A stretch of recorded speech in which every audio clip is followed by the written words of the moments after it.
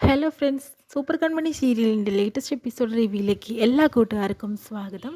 അങ്ങനെ ബലരാമനാണെങ്കിൽ കണ്ണു തുറക്കുമ്പോൾ സാഗറിനെയും അതുപോലെ തന്നെ സുജുവിനെയും അവിടെ കാണുന്നുണ്ട്. ഈ കാണുന്ന ബലരാമന് ഒരു അതിശയം തന്നെയാണ്. സ്വന്തം അച്ഛനും അമ്മേനെയും പോലെ തന്നെയല്ലേ അവരെ കണ്ടിരിക്കുന്നത്. അങ്ങനെ അവരോട് മാപ്പ് പറയുന്നുണ്ട് കേട്ടോ. ഞാൻ ചെയ്ത തെറ്റിനൊക്കെ നിങ്ങൾ എനിക്ക് മാപ്പ് തരണമെന്നും ഒക്കെ പറയുന്നുണ്ട്. ഞങ്ങൾക്ക് നീ എന്നെ കാണുക വേണ്ട, നീ ഇവിടെ ഉണ്ടായിരുന്നെങ്കിൽ ഞങ്ങൾ ഈ ഹോസ്പിറ്റലിലേക്ക് വരാനേ പോകുന്നില്ല എന്നൊക്കെ പറയുന്നു കേട്ടോ. പിന്നെ തന്നെ പറയുന്നുണ്ട്, എൻ്റെ അച്ഛനും അമ്മയും ചെയ്ത തെറ്റിന് ഞാൻ മാപ്പ് ചോദിക്കുന്നു, അവരാണ് എന്നെ കൊണ്ട് ഇങ്ങനെയൊക്കെ ചെയ്യിപ്പിച്ചത്, അല്ലാതെ മറ്റാരുമല്ല എന്ന രീതിയിലൊക്കെ പറഞ്ഞു കൊടുക്കുന്നുണ്ട്.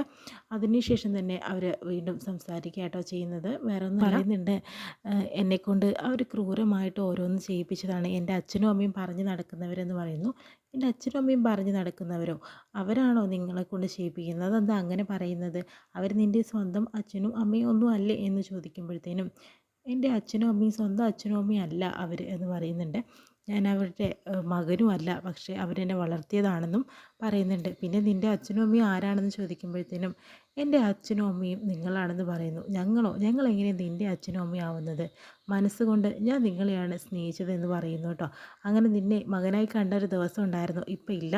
അതുകൊണ്ട് നിനക്ക് ജാമ്യം വാങ്ങി തന്നതിനെ ഞങ്ങളുടെ ഔദാര്യമായിട്ടാണ് നീ മതി എന്ന രീതിയിലൊക്കെ പറയുന്നു കേട്ടോ. അപ്പോഴത്തേനും എത്രയും പെട്ടെന്ന് ഈ ഹോസ്പിറ്റലിൽ നിന്ന് പൊയ്ക്കോളൂ അച്ഛാ എന്ന് പറയുന്നു. അച്ഛാന്നല്ല സർ എന്ന് പറയുക പിന്നെ ചെയ്യുന്നത് കേട്ടോ. ഇവിടെ നിൽക്കണ്ട, നിന്നാൽ ആകെ പ്രശ്നമാകും എന്നൊക്കെ പറഞ്ഞു കൊടുക്കുന്നുണ്ട് കേട്ടോ. അതിനുശേഷം തന്നെ ഞങ്ങൾ എങ്ങോട്ടാണ് പോകേണ്ടതെന്ന് ഞങ്ങൾ തീരുമാനിച്ചോളാം, നീ പുതിയൊരു നാടകമായിട്ട് വരാനായിട്ട് നിൽക്കണ്ട എന്നൊക്കെ പറയുന്നു കേട്ടോ. പിന്നീട് കാണിക്കുന്നത് ഹോസ്പിറ്റലിൽ തന്നെയാണ്. ഹോസ്പിറ്റലാണെങ്കിലോ നമ്മുടെ വരുണും അതുപോലെ തന്നെ മാനസയും കൂടി കൺമണിയെ കാത്തു നിൽക്കുന്നുണ്ട്. ഓ, നിന്നോട് ഇവിടെ വരണ്ട എന്നല്ലേ ഞങ്ങൾ പറഞ്ഞതെന്ന് പറയുന്നു. ഇത് മാഡത്തിൻ്റെ വീടാണോ അതോ മാഡത്തിൻ്റെ പ്രോപ്പർട്ടി വല്ലതുമാണോ ഇത് ഇവിടേക്ക് വരണ്ട എന്ന് പറയാനായിട്ട്? ഞാൻ അങ്ങനെ അറിഞ്ഞില്ല, അറിഞ്ഞതിൽ സന്തോഷം എന്ന് പറയുന്നു. നീ എന്നെ കളിയാക്കുകയാണോ കൺമണി എന്ന് പറയുന്നുണ്ട്. ഞാൻ കളിയാക്കിയതല്ലല്ലോ, മാഡം അല്ലേ ഇപ്പം ഇങ്ങനെ പറഞ്ഞത്, അതുകൊണ്ട് തിരിച്ച് പറഞ്ഞു എന്നേ ഉള്ളൂ, അല്ലാതെ വേറൊരു കാര്യം കൊണ്ടല്ല എന്ന് പറയാം കേട്ടോ. അപ്പോഴത്തേനും, നീ എന്താ വിചാരിച്ചത്? കൃഷ്ണൻ്റെ കൂടെ കറങ്ങി നടക്കാം, നിൻ്റെ കഴുത്തിലൊരു താലി ഉണ്ടെന്ന് പറഞ്ഞിട്ട് അവൻ്റെ കൂടെ താമസിക്കാം, അവൻ്റെ കൂടെ കറങ്ങാം, അങ്ങനെ പല കാര്യങ്ങൾക്കും അവൻ്റെ കൂടെ പോകാമെന്ന് വിചാരിച്ചോ? അങ്ങനെ പോയിക്കോ. പക്ഷേ എന്താണെന്നറിയോ, അവസാനം താലി കെട്ടുന്നതും ഭാര്യയായി സ്വീകരിക്കുന്നതും എന്നെ മാത്രമായിരിക്കും, നിന്നെ ആവില്ല എന്ന് പറയുന്നുണ്ട്. നിനക്ക് അവൻ്റെ കൂടെ നടക്കാനേ യോഗ്യതയുള്ളൂ എന്ന് പറയാട്ടോ ചെയ്യുന്നത്. അങ്ങനെയാണോ? അത് എനിക്കറിയില്ലായിരുന്നു. നീ ഒരു താലീൻ്റെ ഫലത്തിൽ നീ നിൽക്കണ്ട എന്ന് പറയുന്നുണ്ട്. അപ്പത്തേനും വരുൺ പറയുന്നുണ്ട്, എനിക്കും അത് തന്നെയാണ് പറയാനുള്ളത്. ഈ താലി ഞങ്ങളങ്ങ് പരസ്യമാക്കിയിട്ടുണ്ടെങ്കിൽ എന്താ നിൻ്റെ അവസ്ഥ? എനിക്ക് എന്തൊരവസ്ഥ ഉണ്ടാവാനാ? ഈ താലി ഞാൻ അകത്തിട്ടുകൊണ്ട് നടക്കുന്നത് എനിക്ക് പുറത്തിട്ടുകൊണ്ട് നടക്കാം, അത്ര തന്നെ. വേറൊന്നും അവിടെ സംഭവിക്കാനായിട്ട് പോകുന്നില്ല. നീ എങ്ങനെ വേണമെങ്കിൽ വിളിച്ചോ എന്ന് പറയുന്നുണ്ട്. പിന്നെ മാഡം ഒരു കാര്യം തീരുമാനിക്കണം. മാഡത്തിൻ്റെ ഭർത്താവാകാൻ പോകുന്നതാണ് കൃഷ് സാറെങ്കിൽ അയാളെ നിയന്ത്രിക്കണമായിരുന്നു, അല്ലാതെ എന്നെ നിയന്ത്രിക്കാൻ വരരുതെന്ന് പറയാം കേട്ടോ. അപ്പോഴത്തേനും, അത് ഞാൻ നിന്നെ കല്യാണം കഴിക്കാൻ പോകുന്ന ഒരാളാണല്ലോ കൺമണി, ഞാൻ പറഞ്ഞ നീ കേൾക്കേണ്ട ഉത്തരവാദിത്തം ഇല്ലേന്ന് വരുണ് ചോദിക്കാം കേട്ടോ. താൻ ആരോടോ അത് പറയാൻ വേണ്ടിയിട്ട്? താനുമായിട്ടുള്ള ബന്ധമെല്ലാം അവസാനിപ്പിച്ചു. നിന്നെ ഞാൻ വീട്ടിൽ നിന്ന് അടിച്ച് പുറത്താക്കിയതല്ലേ, പറഞ്ഞു കൊടുത്തില്ലായിരുന്നോ മാനസയോട്? എന്നോട് കളിക്കാൻ വന്നിട്ടുണ്ടെങ്കിണ്ടല്ലോ എന്ന് പറയുന്നു കേട്ടോ. അപ്പോഴത്തേനും, ഈ താലി വെച്ചിട്ടല്ലേ നീ ഭീഷണിപ്പെടുത്തുന്നത് എന്ന രീതിയിൽ പറഞ്ഞിട്ട് മാനസ താലി കൈ പിടിക്കുന്നു കേട്ടോ. താലി കൈ പിടിക്കുന്ന സമയത്ത് തന്നെ മാനസ കൈ എടുക്കുമെന്ന് പറയുന്നുണ്ട്. അങ്ങനെ മാനസ താലി പിടിക്കുമ്പോഴത്തേനും ദേഷ്യത്തോടു കൂടി കൺമണി നോക്കുന്നുണ്ട് കേട്ടോ. അതിനുശേഷം പറയുന്നുണ്ട്, ഈ താലി പിടിച്ച് വലിച്ചിട്ടുണ്ടെങ്കിൽ മാഡം ഇപ്പോൾ ഇവിടെ ജീവനോടുകൂടി പോവില്ല പുറത്തേക്ക് എന്ന് പറയുന്നു കേട്ടോ. അപ്പോഴത്തേനും വരുൺ പറയുന്നുണ്ട്, മാഡം അത് വിട്ടേക്കെന്ന് പറയുന്നു. കൺമണി വിചാരിച്ചപ്പോൾ ഒരാളല്ല എന്നൊക്കെ പറയാം കേട്ടോ. അങ്ങനെ പിന്നീട് മാനസിക കാലിമാല വിടേണ്ടി വരുന്നതാണ്. പിന്നീട് കാണിക്കുന്നത് സുമിത്രയും ബാലുവിനെയും ആ വക്കീലിനെയാണ് കേട്ടോ. വക്കീൽ പറയുന്നുണ്ട്, എനിക്കിനി ക്യാഷ് കിട്ടണം 5 ലക്ഷം രൂപ, അല്ലാതെ ഞാൻ ഈ ഒരു പരിപാടിക്ക് നിൽക്കില്ല എന്ന് പറയുന്നുണ്ട്. ഞങ്ങളിപ്പോൾ പൈസ തരണം, പിന്നെ അല്ലാണ്ട് ഇപ്പം തന്നെ തന്നാലാണ് ഞാൻ വേണ്ട കാര്യങ്ങൾ ചെയ്യുള്ളൂ. അപ്പോൾ ഇങ്ങനെ ബാലുവിന് ദേഷ്യം വരുന്നുണ്ട്, വക്കീലിനെ അടിക്കാനായിട്ട് പോകുന്നുണ്ട്. ഒരു കാര്യം നടക്കുന്നില്ല, പൈസ മാത്രം വാങ്ങിക്കൊണ്ട് നടക്കുകയാണെന്ന് പറയുന്നു കേട്ടോ. അപ്പോഴത്തേനും വക്കീലിനെ അങ്ങനെ പിണക്കി വിടാനും പറ്റില്ല. അപ്പോൾ സുമിത്ര പറയുന്നുണ്ട്, സോറി വക്കീലെ, ബാലുവിന് ദേഷ്യം കൊണ്ട് ചെയ്തതാണ്, നിങ്ങൾ ക്യാഷ് തന്നാൽ മാത്രമാണ് ഇനി ഞാൻ മുന്നോട്ട് പോവുകയുള്ളൂ. ഭാഗ്യശ്രീ അവൾ കുറച്ച് മിടുക്കി തന്നെയാണെന്ന് പറയുന്നു. എത്രയും പെട്ടെന്ന് അക്കൗണ്ടിലേക്ക് ക്യാഷ് ഇട്ട് തായോ എന്ന് പറയുന്നു.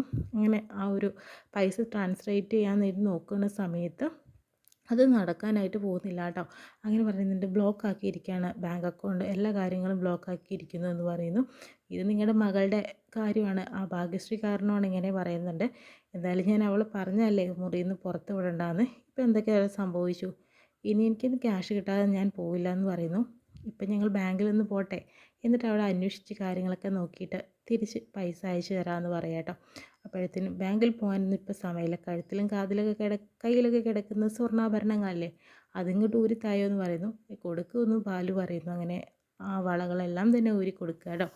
പിന്നീട് പറയുന്നുണ്ട്, അങ്ങനെ വക്കീൽ പോകുമ്പോഴത്തേനും സുമിത്ര പറയുന്നുണ്ട്, ഇങ്ങനത്തെ ഒരു ആർത്തി വക്കീൽ ബാലുവും പറയുന്നുണ്ട് കേട്ടോ, സാഗറിനെ അവസാനിപ്പിക്കണം, ബലരാമനെ അവസാനിപ്പിക്കുകയും ചെയ്യും. അതിനുശേഷം എന്നാണ് ഈ ആർത്തി പിടിച്ച പണ്ടാരമായിട്ടുള്ള ഈ വക്കീലിനെ അവസാനിപ്പിക്കണം എന്ന് പറയുന്നു. ഒപ്പം നമ്മുടെ മകളായ ഭാഗ്യശ്രീ എന്ന് പറയുന്നു, സ്വന്തം മകളെ പോലും അവർ വിട്ടുകൊടുക്കാനായിട്ട് തയ്യാറാവുന്നില്ല കേട്ടോ.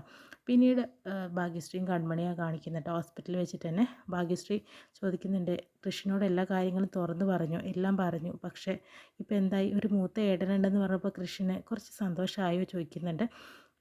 അദ്ദേഹത്തിന് ഇപ്പോൾ ഒരു ദേഷ്യമാണ് തോന്നിയിരിക്കുന്നത്, എന്താ പറയേണ്ടതെന്ന് അറിയില്ല. എന്തായാലും കുറച്ച് കഴിഞ്ഞാൽ എല്ലാം തണുക്കുമായിരിക്കും കൺമണി, നമുക്ക് നോക്കാം എന്ന് പറയാം കേട്ടോ.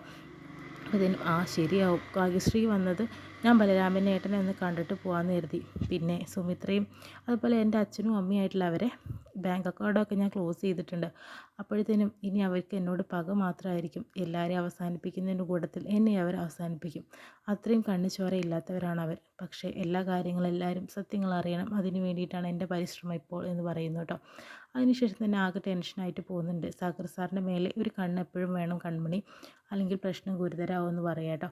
അങ്ങനെ പിന്നെ ഭാഗ്യശ്രീ പോണ സമയത്ത് തന്നെ ദക്ഷ എന്ന് പറഞ്ഞിട്ടുള്ള ഒരു കൂട്ടുകാരിയെ കണ്ടുമുട്ടുന്നു കേട്ടോ. അപ്പോൾ കണ്ണിൽ പ്രാർത്ഥിച്ചുകൊണ്ടിരിക്കുകയാണ്, സാഗർ സാറിനൊന്നും വരരുത്, അദ്ദേഹത്തെ ജീവൻ രക്ഷിക്കാൻ ആരെങ്കിലും ഉണ്ടാവണമെന്ന് പറയുന്ന സമയത്ത് തന്നെയാണ് ആ ഒരു പുതിയ ഫ്രണ്ടിനെ കാണുന്നത് കേട്ടോ.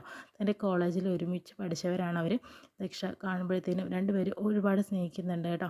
അതിനുശേഷം തന്നെ കൺമണി, നീ മിടുക്കിയാണ്, നീ കോളേജിൽ വലിയ ആളായിരുന്നല്ലോ, എൻ്റെ ജൂനിയർ ആണെങ്കിൽ പോലും നിന്നെക്കുറിച്ച് ആ കോളേജ് മൊത്തം പാട്ടാണ്, അത്രയും മിടുക്കിയായിരുന്നു. പിന്നെ ഒരു ഡിസൈൻ കാരണമാണ് നിന്നെ എനിക്ക് പെട്ടെന്ന് തന്നെ പിന്നെ തിരിച്ചറിയാൻ പറ്റിയത്.